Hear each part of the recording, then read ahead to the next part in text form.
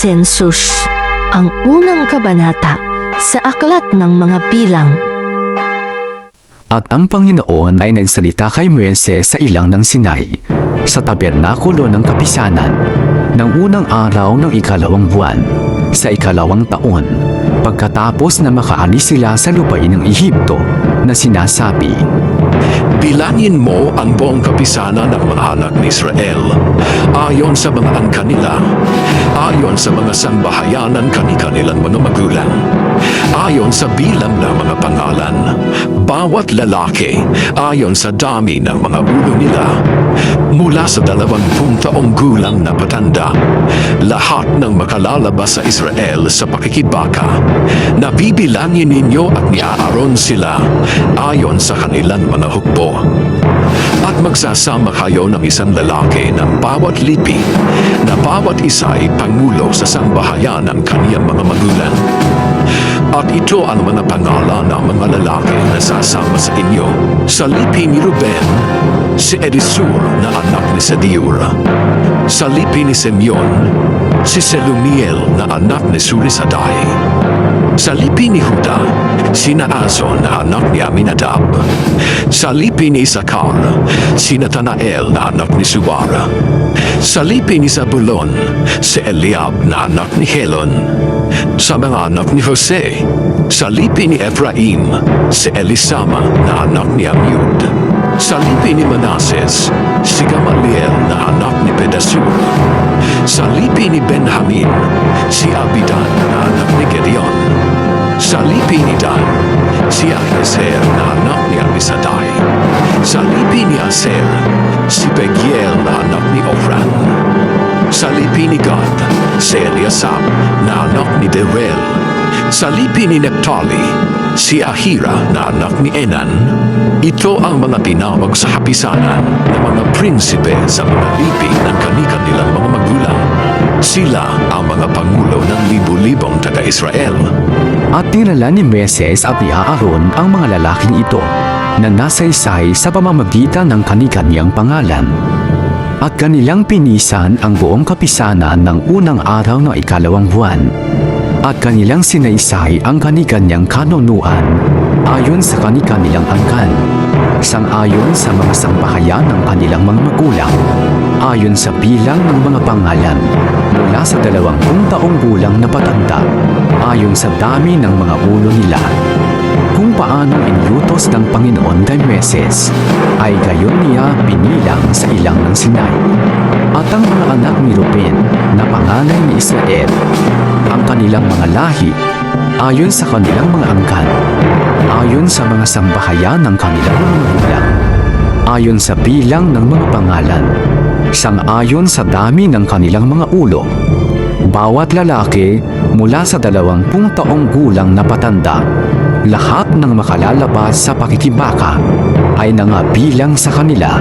Sa lipi ni Ruben ay 46,500. Sa mga anak ni Simeon, ang kanilang mga lahi, ayon sa kanilang mga angkan, ayon sa mga sambahayan ng kanilang mga magulang, ay nangabilang sa kanila, ayon sa bilang ng mga pangalan, sang-ayon sa dami ng mga ulo nila.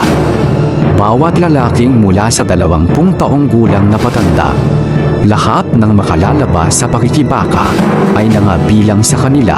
Sa lipi ni Simeon ay 59,300. Sa mga anak ni Gad, ang kanilang mga lahi, ayon sa kanilang mga angkan, ayon sa mga sambahayan ng kanilang mga magulang, ayon sa bilang ng mga pangalan, na mula sa 20 taong gulang na patanda, lahat ng makalalabas sa pakikibaka ay nangabilang sa kanila.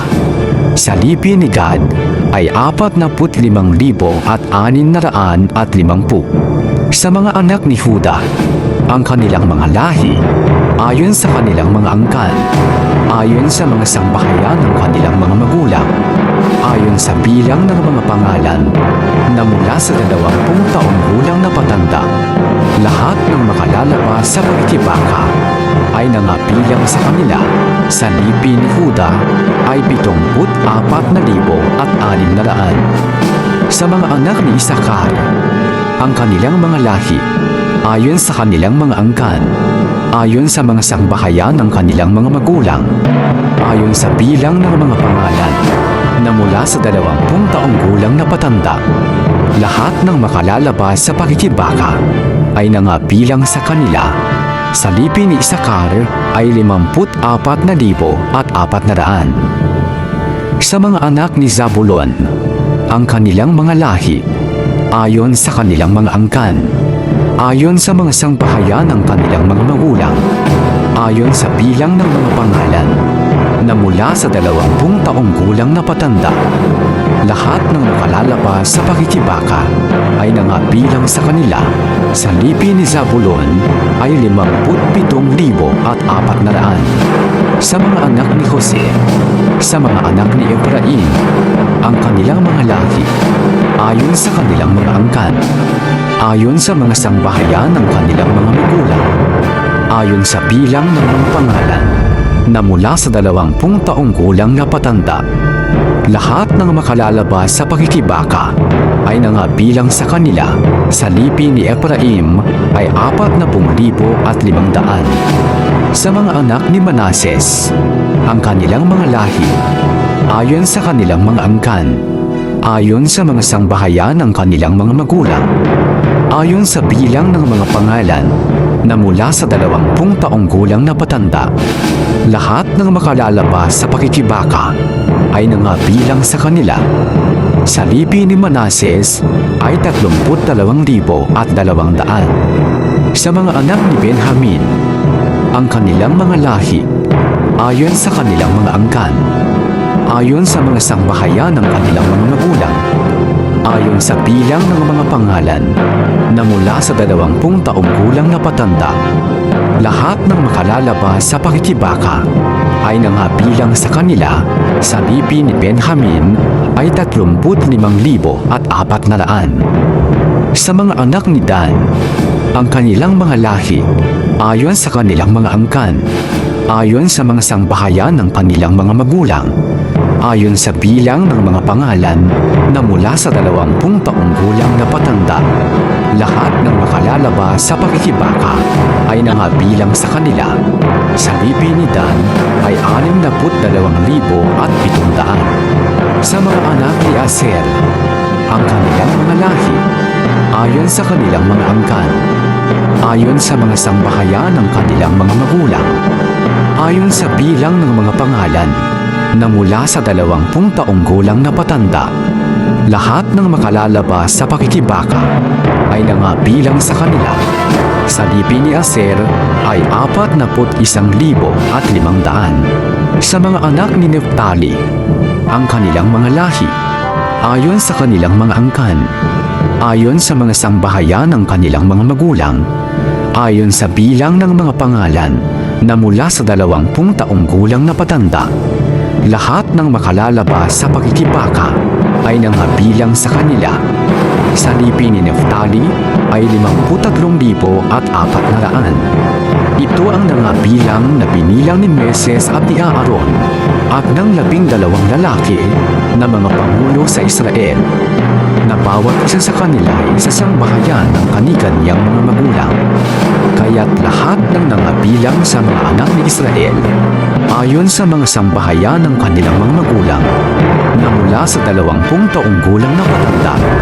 Lahat ng sa Israel ay makalalabas sa pakikibaka. Lahat ng nangabilang ay 603,550. Datapwat ang mga Levita, ayon sa lipi ng kanilang mga magulang, ay hindi ibinilang sa kanila, sapagkat sinalita ng Panginoon kay Moises na sinasabi, Ang lipi lamang ni Levi ang hindi mo bibilangin, ni di mo ilalahok ang bilang nila sa mga anak ni Israel, kundi ipamamahala mo sa mga Levita ang tabernakulo ng patutuo at ang lahat ng kasangkapan niyon at ang lahat ng nauuhol doon. Kanilang dadalhin ang tabernakulo at ang lahat ng kasangkapan niyon at kanilang pananasiwaan, at sila'y hahantong sa palibot ng tabernakulo. At pagka ililipat ang tabernakulo, ay pagtatanggal-tanggalin ng mga Levita. At pagka itatayo ang tabernakulo, ay pag-uugnay-ugnayin ng mga Levita. At ang taga-ibang bayan na lumapit ay papatayin. At ang mga anak ni Israel ay magtatayo ng kanilang mga tolda, na bawat lalaki ay sa kanyang sariling kampamento, at bawat lalaki ay sa siping ng kanyang sariling watawat, ayon sa kanilang mga hukbo. Datapwat ang mga Levita ay magsisitayo sa palibot ng tabernakulo ng patutuo upang huwag magtaglay ng galit sa kapisanan ng mga anak ni Israel. At ang mga Levita ay mamahala ng tabernakulo ng patutuo. Yon ginawa ng mga anak ni Israel. Ayon sa lahat na iniutos ng Panginoon kay Moises, ay gayon nila ginawa.